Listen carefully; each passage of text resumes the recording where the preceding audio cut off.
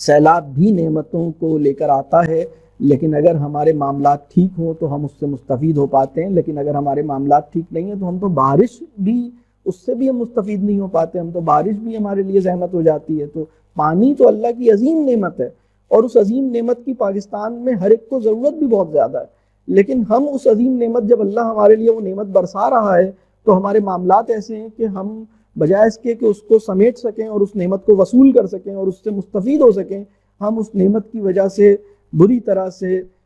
متاثر ہیں۔ اس کی بہت ساری وجوہات ہیں، ہم جن گناہوں میں ہیں، ہمارے انفرادی اور اجتماعی معاملات جو گڑبڑ ہیں، ہمارے جو معصیت سے ہمیں اپنے آپ کو بچانا ہے، ہمیں اللہ سے جو ہم دور نکل گئے ہیں اس کو ہمیں ٹھیک کرنا ہے، ہمارے طرز زندگی کو ٹھیک کرنا ہے، حرص اور کبر اور ان سب چیزوں سے اپنے آپ کو نکالنا ہے، ظلم سے اپنے آپ کو نکالنا ہے۔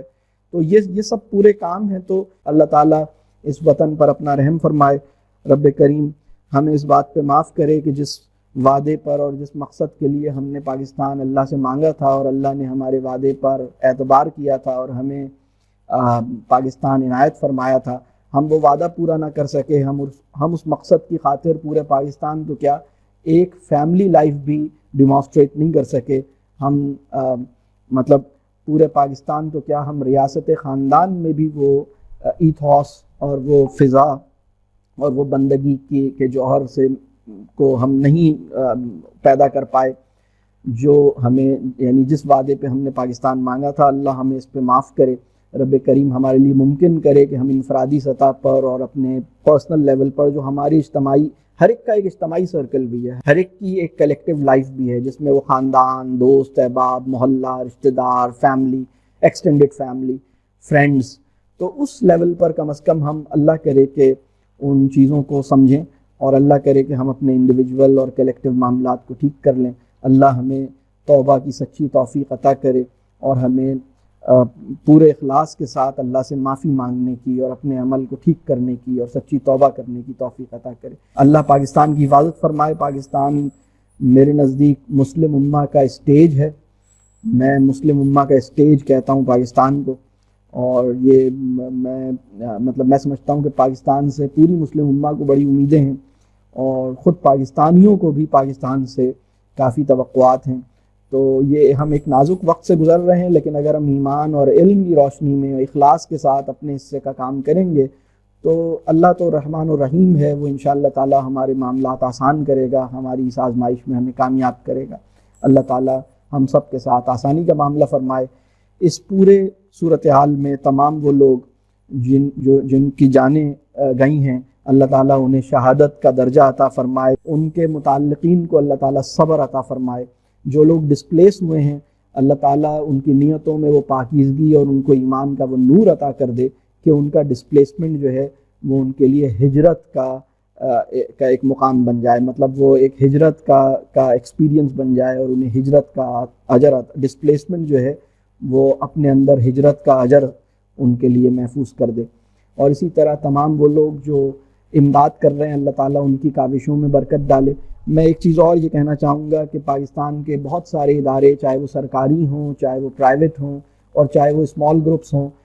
یہ موقع ہے جس میں ہم لوگوں کے بارے میں منفی بات نہ کریں اور کوشش یہ کریں کہ بہرحال جو کام کر رہا ہے اس کے کام کو چھوٹا نہ کریں، اس سے لڑیں نہیں، اس کو غلط ثابت نہ کریں۔ ہم جس چیز کو ہم صحیح سمجھتے ہیں وہ کرتے رہیں۔ جو سرکار کو توفیق ہو رہی ہے وہ سرکار، اللہ اس کے لیے دعا کریں کہ اللہ تعالیٰ گورنمنٹ کے لیے بھی آسانی کرے، وہ بھی مشکل صورتحال میں ہے، جو وہ کر سکتے ہیں وہ کریں، اور جو باقی پولیٹیکل فورسز ہیں اللہ تعالیٰ ان کے لیے بھی آسانی کرے۔ میں آپ کو ایک بات اور عرض کروں، اور ہماری جو فوج ہے وہ بھی ماشاءاللہ ان کا ایک بہت بڑا کنٹریبیوشن ہے پاکستان کے اندر، ان کے بھی سینئر آفیسرز اس پورے امدادی کارروائیوں میں شہید ہوئے ہیں، اللہ تعالیٰ ان کو بھی، ان کی خدمات کو بھی قبول فرمائے، ان کو شہادت کا بہترین اجر عطا فرمائے۔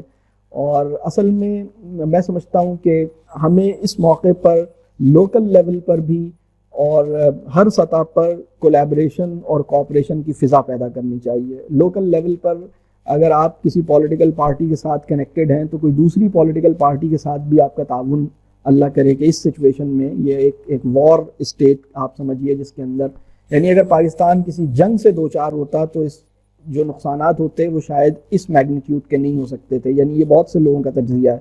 تو اللہ تعالیٰ آسانی فرمائے، تو اس وقت میرا خیال ہے کہ ہمیں تعاون کرنے اور ایک دوسرے کو قبول کر لینے کی ضرورت ہے، ایک دوسرے سے لڑنے کی بجائے۔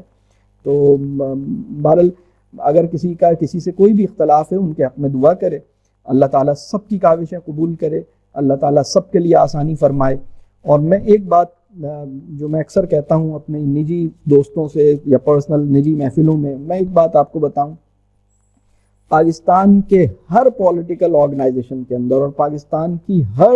لوکل اور نیشنل اور فیڈرل اور پروونشل اور پرائیویٹ اور پولیٹیکل اور گورنمنٹ آرگنائزیشن کے اندر کوئی نہ کوئی مخلص انسان ضرور موجود ہے،